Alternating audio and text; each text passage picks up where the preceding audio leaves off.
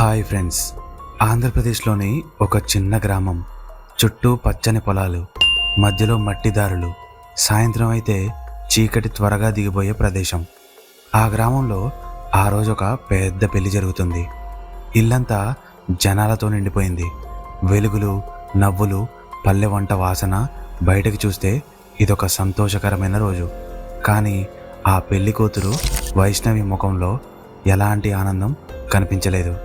ఆమె ముఖంలో నవ్వు లేదు.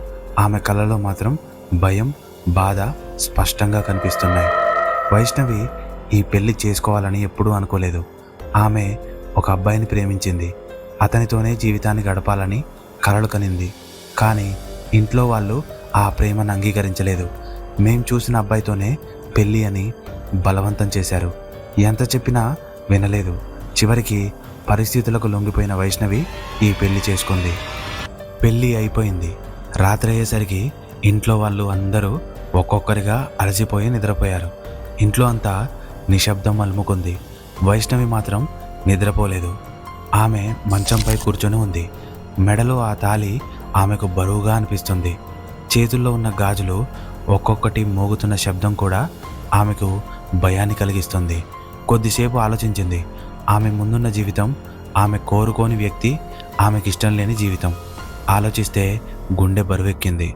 చివరికి ఆమె ఒక నిర్ణయం తీసుకుంది. ఇక్కడ ఉండలేను, పారిపోవాలి అని. ఆమె నెమ్మదిగా లేచింది. చుట్టూ చూసింది. ఎవరూ లేరు. తలుపు దగ్గరకు వెళ్ళి మెల్లగా తలుపు తీసింది. బయటకి అడుగు వేసింది. రాత్రి గాలి ఆమె ముఖాన్ని తాకింది. ఆమె గుండె బలంగా కొట్టుకుంది.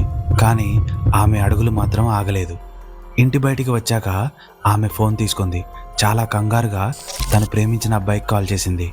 నేను బయటికి వచ్చేసాను, చెరువు దగ్గరికి వస్తున్నా, నువ్వు అక్కడికి రా అని చెప్పి నెమ్మదిగా చెప్పింది. అతను వెంటనే స్పందించాడు. భయపడకు వైష్ణవి, నేను వెంటనే వస్తా, నువ్వు జాగ్రత్తగా ఉండు అన్నాడు. ఆ మాటలు వినగానే ఆమె కొంచెం ధైర్యం వచ్చింది. వైష్ణవి గ్రామం బయటికి వెళ్ళే దారిలో నడవడం మొదలుపెట్టింది. ఆ దారి చాలా పరిచయం ఉన్నదే. కానీ ఆ రాత్రి అది పూర్తిగా వేరేలా అనిపిస్తుంది. చుట్టూ పూర్తిగా చీకటి. దూరంగా కుక్కల అరుపులు మాత్రమే వినిపిస్తున్నాయి. గాలి కూడా కొంచెం మెల్లగా, భారంగా అనిపిస్తుంది. ఆమె వేగంగా నడుస్తుంది. కొద్దిసేపటికి ఆమె ఒక్కసారిగా ఆగిపోయింది. ఆమెకి తన వెనకాల ఎవరో నడుస్తున్నట్టుగా అనిపించింది.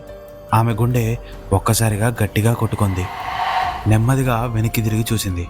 ఎవరూ లేరు. ఆమె భ్రమే అయి ఉంటుందనుకొని మళ్ళీ నడవడం మొదలుపెట్టింది. కానీ ఈసారి స్పష్టంగా వినిపించింది. తన అడుగులకు సరిపోయేలాగా ఇంకో అడుగుల శబ్దం. ఆమె మళ్ళీ ఆగింది. శబ్దం కూడా ఆగిపోయింది. ఆమె కంగారుగా కిందకు చూసింది. అక్కడ కనిపించింది చూసి ఆమె గుండె ఆగిపోయినట్టయింది. ఆమె అడుగుల పక్కనే ఇంకో అడుగుల గుర్తులు ఉన్నాయి. అవి ఆమెవి కావు. ఆమె భయంతో ఒక్క క్షణం అక్కడే నిలబడిపోయింది. ఏం చేయాలో అర్థం కాలేదు. కానీ అక్కడే ఉండడం ఇంకా భయంగా అనిపించింది. ఆమె వెంటనే ముందుకు నడవడం మొదలుపెట్టింది. కొద్ది నిమిషాల తర్వాత ఆమె చెరువు దగ్గరికి చేరుకుంది. ఆ చెరువు గ్రామం బయట ఉంది. పాతది, లోతైనది. గ్రామం వాళ్ళు రాత్రి ఆ ప్రదేశానికి వెళ్ళడానికి కూడా భయపడతారు. ఆమె అక్కడే ఆగింది. చుట్టూ చూసింది. ఎవరూ లేరు. ఆమె ఊపిరి పీల్చుకుంది. కొంచెం సేపు మాత్రమే అతను వచ్చేస్తాడులే అనుకుంది. ఆమె నెమ్మదిగా చెరువు నీళ్ళ వైపు చూసింది. నీళ్లు చాలా ప్రశాంతంగా ఉన్నాయి. అద్దంలా కనిపిస్తున్నాయి. ఆమె తన ప్రతిబింబం చూడాలని ముందుకు వంగింది. మొదట తన ముఖమే కనిపించింది. కానీ కాసేపటికి ఆ ప్రతిబింబం మారిపోయింది. ఆమె ముఖం స్థానంలో ఇంకో అమ్మాయి ముఖం కనిపించింది. వైష్ణవి ఒక్కసారిగా వెనక్కి జరిగింది. గుండె బలంగా కొట్టుకుంటుంది. శ్వాస వేగంగా ఉంది. ఇది నిజం కాదు అని తనను తాను నమ్మించుకోవడానికి ప్రయత్నించింది. మళ్ళీ నెమ్మదిగా నీళ్ళలోకి చూసింది. ఈసారి సందేహమే లేదు. ఆమె కాదు, నీళ్ళలో ఇంకో పెళ్లి కూతురు ముఖం స్పష్టంగా కనిపిస్తుంది. చెరువులో ఉన్నది ఎవరు? వైష్ణవి గుండె బలంగా కొట్టుకుంటుంది. ఆమె కళ్ళు నీళ్లపై నిలిచిపోయాయి. తన ప్రతిబింబం కనిపించాల్సిన చోట ఇంకో అమ్మాయి ముఖం స్పష్టంగా కనిపిస్తుంది. ఆ ముఖం పసుపు కుంకుమతో ఉన్న పెళ్లి కూతురు ముఖం. కానీ కళ్ళలో మాత్రం ఏదో చెప్పాలనే బాధ. వైష్ణవి ఒక్కసారిగా వెనక్కి జరిగి ఇది నిజం కాదు, భ్రమే అని అనుకుంటుంది. కానీ ఆమె మళ్ళీ నెమ్మదిగా నీళ్ళ వైపు చూసింది. ఆ ముఖం ఇంకా అక్కడే ఉంది. ఈసారి ఆ ముఖం కదిలింది. నీళ్ళలో కనిపిస్తున్న ఆ రూపం నెమ్మదిగా పైకి ఎగురుతున్నట్టుగా అనిపించింది. చెరువు ఉపరితలం అలికిడి లేకుండా ఉంది, కానీ ఆ రూపం మాత్రం పైకి వస్తుంది. వైష్ణవి కాళ్ళు వణికిపోయాయి. ఆమె వెనక్కి ఒక అడుగు వేసింది. అప్పుడే నీళ్ల మధ్యలో నిజంగానే ఎవరో నిలబడి ఉన్నట్టు కనిపించింది. ఆ అమ్మాయి చెరువులో ఉంది, నీళ్లలో మునిగిపోలేదు, అలాగే నిలబడి ఉంది. ఆమె కూడా పెళ్లి కూతురే. తడిసిన జుట్టు ముఖం మీద పడింది, చేతుల్లో పసుపు, మెడలో తాళి. వైష్ణవి శ్వాస ఆగిపోయింది. ఎవరు అని అడగాలని ప్రయత్నించింది, కానీ ఆమె గొంతులో మాటలు రావడం లేదు. ఆ చెరువులో ఉన్న అమ్మాయి నెమ్మదిగా తలపైకెత్తింది. ఆమె కళ్ళు నేరుగా వైష్ణవిని చూశాయి. ఆ చూపులో బాధ, కోపం, ఒంటరితనం అన్నీ కలిసిపోయి ఉన్నాయి. వైష్ణవి ఒక్కసారిగా వెనక్కి తగ్గుతూ నువ్వెవరు అని అడిగింది. కొద్దిసేపు నిశ్శబ్దం, గాలి కూడా ఆగిపోయినట్టయింది. ఆ తర్వాత ఆ అమ్మాయి నెమ్మదిగా మాట్లాడింది. నువ్వు నాలాగే వచ్చావా అని అడిగింది. ఆ స్వరం చాలా చల్లగా ఉంది, జీవం లేని శబ్దంలా ఉంది. వైష్ణవికి గందరగోళంలో పడిపోయింది. ఏమిటి అని అడిగింది. ఆ అమ్మాయి కొద్దిసేపు ఆమె వైపే చూస్తూ ఉంది. ఆ తర్వాత నెమ్మదిగా చెరువు అంచున నడవడం మొదలుపెట్టింది. నీళ్ళలో నడుస్తున్న చప్పుడు మాత్రం వినిపించడం లేదు. అది చూసి వైష్ణవి భయంతో కదలలేకపోయింది. ఆమె దగ్గరికి వచ్చిన కొద్దిసేపటికి వైష్ణవికి ఒక్కసారిగా ఒక విషయం గుర్తొచ్చింది. కొద్ది రోజుల క్రితం గ్రామంలో ఒక విషయం చాలా పెద్ద చర్చగా అయింది. కొత్తగా ఈ ఊరికి పెళ్లి చేసుకొని వచ్చిన ఒక అమ్మాయి ఇష్టం లేని పెళ్లి వల్ల బాధపడుతూ అదే చెరువులో దూకి చనిపోయింది. ఆ సంఘటన తర్వాత రాత్రిళ్ళు ఆ చెరువు దగ్గరికి ఎవరూ వెళ్ళడం లేదు. వైష్ణవి కళ్ళు ఒక్కసారిగా పెద్దవయ్యాయి. ఆమె ముందున్నది అదే అమ్మాయి అని అర్థమైంది. ఆ చెరువు దగ్గర నిలబడి ఉన్న ఆ ఆత్మ వైష్ణవిని చూస్తూ మళ్ళీ మాట్లాడింది. నేను కూడా ఇలానే పారిపోవడానికి వచ్చాను, కానీ బయటపడలేకపోయాను అని చెప్పింది. ఆ మాటలు వింటుంటే ఆ స్వరంలో బాధ కంటే ఎక్కువగా కోపం కనిపించింది. వైష్ణవి ఒక్క అడుగు వెనక్కి వేసింది. నాకెలాంటి సమస్య లేదు, నేను వెళ్తాను అని అంది. ఆమె తిరిగి వెళ్ళాలని అనుకుంది, కానీ ఆమె కాళ్ళు కదలడం లేదు. అది చూసి ఆ ఆత్మ కొంచెం నవ్వింది. పారిపోవాలనుకుంటున్నావా, నువ్వు వెళ్ళలేవు అని చెప్పింది. ఆ మాట విన్న వెంటనే వైష్ణవి గుండె గట్టిగా కొట్టుకుంది. ఎందుకు అని భయపడుతూ అడిగింది. ఆ ఆత్మ నెమ్మదిగా దగ్గరికి వచ్చింది. ఎందుకంటే నేను కూడా వెళ్ళలేకపోయాను, నువ్వు కూడా వెళ్ళకూడదు అని. ఆమె స్వరం కాస్త గట్టిగా మారింది. వైష్ణవి కళ్ళలో నీళ్లు వచ్చాయి. నన్ను వదిలేయి, నన్నేం చెయ్యకు, నేనేం చేయలేదు అని ఏడుస్తూ అంది. ఆ ఆత్మ ఒక్కసారిగా దగ్గరికి వచ్చి ఆమెకి చాలా దగ్గరగా నిలబడి నెమ్మదిగా చెప్పింది, నేను కూడా ఏమీ చేయలేదు అని. ఆ క్షణంలో వైష్ణవికి అర్థమైంది, ఇది సాధారణ భయం కాదు, ఇది బయటపడనివ్వని భయం. అప్పుడే దూరంగా ఫోన్ మోగింది. వైష్ణవి ఒక్కసారిగా ఆ ఫోన్ తీసుకొని స్క్రీన్ మీద పేరు చూసి ఆమెకు ఒక చిన్న ఆశ కలిగింది. ఆ ఫోన్ చేసింది ఆమె లవర్. ఆమె వెంటనే ఆ కాల్ లిఫ్ట్ చేసింది. వైష్ణవి, నేను చెరువు దగ్గరికి వచ్చాను, నువ్వెక్కడున్నావని అతను అడిగాడు. వైష్ణవి చుట్టూ చూసింది. నేను కూడా చెరువు దగ్గరే ఉన్నా, నువ్వెక్కడా అని అడిగింది. అతను కంగారుగా అన్నాడు, ఇక్కడెవరూ లేరు, నువ్వు నాకు కనిపించట్లేదు, ఎక్కడున్నావు అని అడిగాడు. వైష్ణవి గుండె ఒక్కసారిగా ఆగిపోయినట్టయింది. ఆమె ముందు ఆ ఆత్మ నిలబడి ఉంది, కానీ ఆమె లవర్కి ఏమీ కనిపించడం లేదు. వైష్ణవి చేతిలో ఫోన్ వణుకుతుంది. ఇక్కడే ఉన్నా అని చెప్పినా అతనికి అర్థం కావడం లేదు.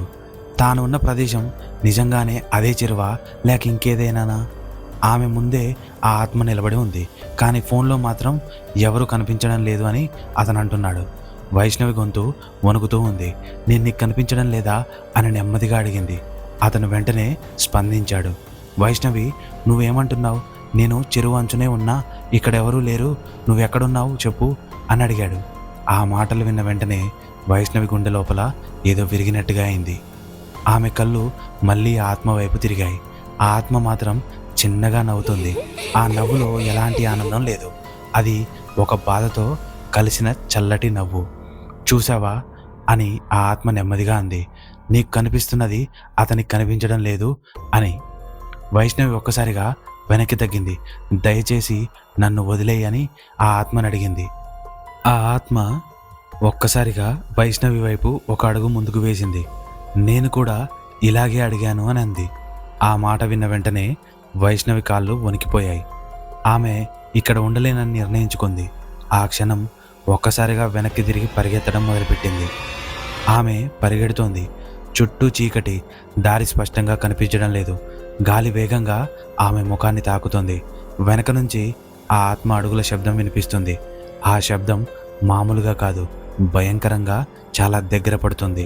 వైష్ణవి ఎక్కడున్నావని ఫోన్లో అతను మళ్ళీ అరిచాడు. ఆమె పరిగెడుతూ నేను పరిగెడుతున్నా, నువ్వు ముందుకు రా అని చెప్పింది. కొద్ది క్షణాల్లో దూరంగా ఒక మనిషి ఆకారం కనిపించింది. అది ఆమె లవరే. వైష్ణవి కళ్ళలో ఒక్కసారిగా ఆశ వెలిగింది. ఇక్కడ అని అరుస్తూ అతని వైపు పరిగెట్టింది. అతను కూడా ఆమె వైపు పరిగెత్తాడు. ఏమైంది వైష్ణవి, ఎందుకింత భయపడుతున్నావు అని అడిగాడు. వైష్ణవి అతని దగ్గరికి వచ్చి అతని చేతిని గట్టిగా పట్టుకుంది. ఇక్కడి నుంచి వెళ్ళిపోదాం పద ఇప్పుడే అని ఏడుస్తూ అంది. అతను ఆశ్చర్యంగా చుట్టూ చూశాడు. ఏమైంది, ఇక్కడ ఎవరూ లేరు కదా అని అన్నాడు. ఆ మాట పూర్తయ్యేలోపే వైష్ణవి కళ్ళు వెనక్కు తిరిగాయి. అక్కడ కొంచెం దూరంలో ఆ ఆత్మ మళ్ళీ కనిపించింది.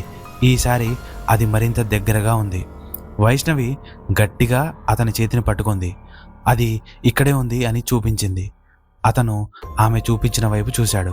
కానీ ఎవరూ లేరు వైష్ణవి అని మళ్ళీ అన్నాడు. ఆమెకి ఒక్కసారిగా అర్థమైంది, ఇది తనకే కనిపిస్తోంది, తనకే వినిపిస్తుంది అని. ఆ ఆత్మ మెల్లగా వాళ్ళ వైపు నడుస్తుంది. ఆమె అడుగులు నేలని తాకడం లేదు. కానీ ప్రతి క్షణం ఆ ఆత్మ వాళ్ళకి దగ్గర పడుతోంది. నువ్వు బయటపడతావు అనుకుంటున్నావా అని ఆ ఆత్మ నెమ్మదిగా అడిగింది. వైష్ణవి ఆల్మోస్ట్ కొలాప్స్ అయ్యే స్టేజ్లోకి వెళ్ళిపోయింది.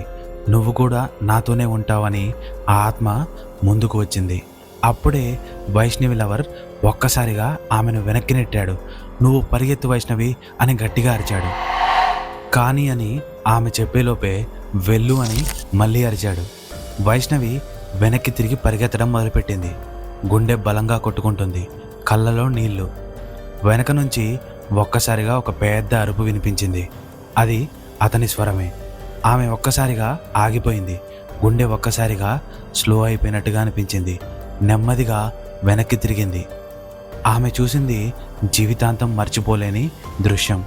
అతను నేలపై పడిపోయి ఉన్నాడు. శరీరం కదలడం లేదు. ముఖం గుర్తుపట్టలేని విధంగా చెదిరిపోయింది. ఆమె కళ్ళు పెద్దవయ్యాయి. శ్వాస ఆగిపోయింది. లేదు లేదు అని నెమ్మదిగా అంది. ఆ ఆత్మ అతని పక్కనే నిలబడి ఉంది. ఆమె వైపు చూస్తూ ఉంది. ఇప్పుడు నువ్వు ఒంటరివి అని నవ్వుతూ అంది. వైష్ణవి కాళ్ళు వణికిపోయాయి. ఆమె అక్కడి నుంచి కదలలేకపోయింది. ఆ రాత్రి ఆమె పారిపోవాలని ప్రయత్నించింది. కానీ ఆమె జీవితం అక్కడే ఆగిపోయింది. ఆ రాత్రి వైష్ణవి అక్కడే నిలబడి ఉంది. ఆమె కళ్ళ ముందు తన ప్రేమించిన వ్యక్తి శవంలా పడిపోయి ఉన్నాడు. అతని ముఖం గుర్తుపట్టలేని విధంగా మారిపోయింది. ఆ దృశ్యం చూసి ఆమె మనసు ఒక్కసారిగా ఖాళీ అయిపోయింది. ఏడుపు కూడా రావడం లేదు, శబ్దం కూడా రావడం లేదు. ఆమె నెమ్మదిగా వెనక్కి అడుగు వేసింది. ఆ ఆత్మ ఇంకా అక్కడే ఉంది.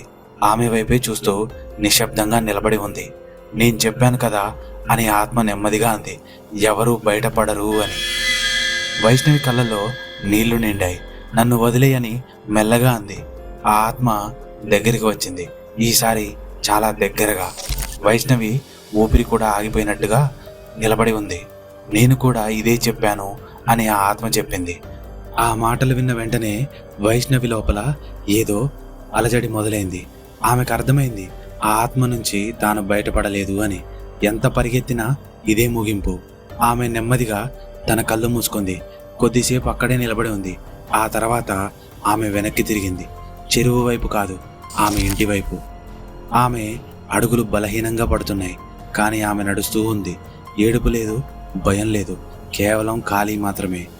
ఆ రాత్రి వైష్ణవి తిరిగి ఇంటికి చేరుకుంది. ఎవరూ ఏం అడగలేదు, ఎవరూ గమనించలేదు. మళ్ళీ ఆమె పెళ్లికూతురులా నిశ్శబ్దంగా కూర్చుంది. మరుసటి రోజు ఉదయం గ్రామంలో హడావిడి మొదలైంది. చెరువు దగ్గర ఎవరో ఒక శవం కనిపించిందని గ్రామం వాళ్ళు ఒక్కొక్కరుగా అక్కడికి చేరుకుంటున్నారు. పోలీసులు కూడా వచ్చారు. అది ఒక యువకుడి శవం. కానీ ముఖం పూర్తిగా చెదిరిపోయింది, గుర్తుపెట్టలేని స్థితిలో ఉంది. ఆ శవం ఎవరని ఎవరూ మొదట గుర్తించలేకపోయారు. కానీ ఒక వ్యక్తి అతని చేతిని చూసి అన్నాడు, ఇది మన ఊరివాడు కాదు, కానీ ఈ బ్రాస్లెట్ అది ఎక్కడో చూసినట్టుంది అని. అతని చేతిలో ఉన్న ఆ చిన్న బ్రాస్లెట్ అది వైష్ణవి ఇచ్చింది. అప్పుడే అందరికీ అర్థమైంది అతను ఎవరో అని. గ్రామంలో చర్చలు మొదలయ్యాయి. రాత్రి ఎవరైనా వచ్చి చంపారా, లేక ఏదైనా ప్రమాదమా? కానీ ఎవరికీ అసలు నిజం తెలియదు. వైష్ణవి ఇంట్లో మళ్ళీ వైష్ణవి పెళ్లి కూతురులా కూర్చుంది. ముఖంలో ఎలాంటి భావం లేదు. ఎవరైనా మాట్లాడితే తల ఊపుతుంది, కానీ ఆమె కళ్ళలో జీవం లేదు. కొద్దిసేపటికి పెళ్లి కార్యక్రమం మొదలైంది. అందరూ సాధారణంగా వ్యవహరిస్తున్నారు, ఏమీ జరగనట్టుగా. వైష్ణవి వెడలో మళ్ళీ నల్లపూసలు కట్టే సమయం వచ్చింది. ఆమె తల వంచుకుంది. ఆ క్షణంలో గాలి ఒక్కసారిగా వీచింది. ఆమె కళ్ళ ముందు ఒక్కసారిగా చెరువు దగ్గర కనిపించిన ఆ ఆత్మముఖం మెరిసింది. ఆమె కళ్ళు ఒక్కసారిగా పెద్దవయ్యాయి, కానీ ఆమె ఏమీ చెప్పలేదు. పెళ్లి కార్యక్రమం అంతా అయిపోయింది. ఆ రాత్రి జరిగింది ఎవరికీ తెలియదు. వైష్ణవి కూడా ఏమీ చెప్పదు. కానీ ఆ చెరువు దగ్గర ఇంకా ఎవరో ఉన్నట్టు గ్రామం వాళ్ళు చెబుతూ ఉంటారు. మరికొన్ని రాత్రుల్లో అక్కడికి వెళ్ళిన వాళ్ళు చెబుతారు, నీళ్లలో ఒకటి కాదు 2 పెళ్లి కూతుళ్ళ ప్రతిబింబాలు కనిపిస్తాయి అని. కొన్ని కథలు దయ్యాల వల్ల కాదు, మనిషి తీసుకున్న ఒక నిర్ణయం వల్లే జీవితాంతం వెంటాడే భయంగా మారిపోతాయి. ఫ్రెండ్స్, ఈ వీడియో మీకు నచ్చినట్టయితే లైక్ చేయండి, షేర్ చేయండి. ఇలాంటి మరిన్ని ఇంట్రెస్టింగ్ వీడియోస్ కోసం మన ఛానల్ను వెంటనే సబ్స్క్రైబ్ చేయండి. మళ్ళీ మరొక ఇంట్రెస్టింగ్ వీడియోతో మళ్ళీ కలుద్దాం. అప్పటి వరకు బాయ్.